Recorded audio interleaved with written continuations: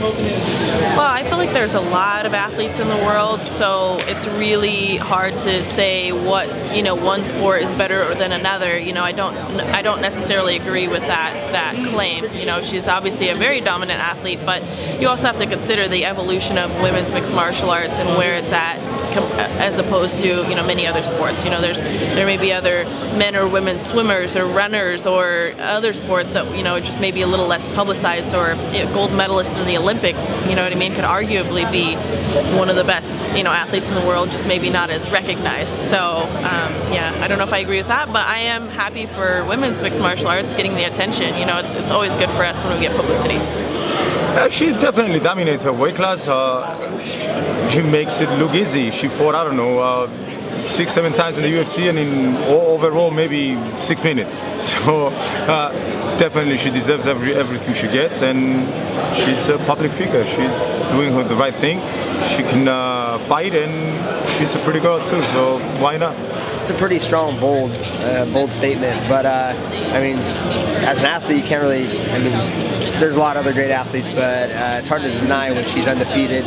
She's been killing everybody, besides Misha in the first round.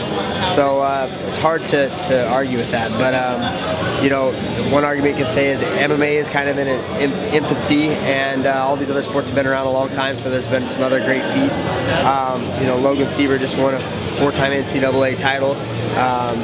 It's not necessarily a world title, but I feel like winning an NCAA championship for men's wrestling is maybe because I'm biased as a wrestler, is more prestigious than winning a women's MMA title, just due to the fact that the time it's been around. But that being said, she's a phenomenal athlete, and there's definitely a great, strong argument for that. I think for some, but for me it's not, because there are so many dominant athletes. If you will watch, maybe for the girls, it can. I think when you use the phrase most dominant athlete in the world, you have to look at the competition that she's facing.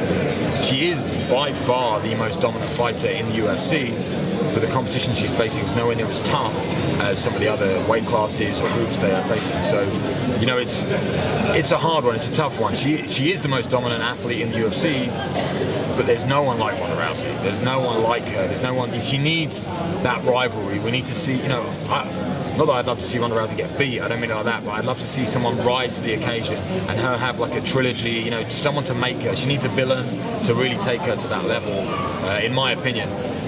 I don't know who I would consider the most dominant athlete in sports. It's such an amazing title. I can't think of a rival that could take it off of Ronda. So I think she deserves it. Next week. I don't know, man, but I'll take it. It's kind of the home team, man. She's MMA. I'm a UFC fighter. She's a UFC fighter. That's one for the team, So she goes in there and pretty much just runs through everybody. Her last fight was 14 seconds, so I don't know if you can get much more dominant than that. Hey man, she's proven it time and time again inside the octagon. She's amazing. She's an amazing athlete. So I agree with that very much so. I haven't really thought about this, but considering the fact that she's kind of in a league of her own right now, you could say that. The sport is pretty new, and I don't know if the competition is quite as deep as some of the other sports out there, but for being in a sport and being the best at what she does, I'd say there's a pretty far gap between her and the competitors. So, and on top of that, she's an Olympic athlete, so that speaks wonders on itself. So I'd love to give her that title. Let's keep it in the MMA family. Well, so far she's been doing great. She beat everyone in 1 minute. She's gone once in her career 3 rounds, so she's dominant for sure. But just the competition is not at her level. But you can't say that she's not.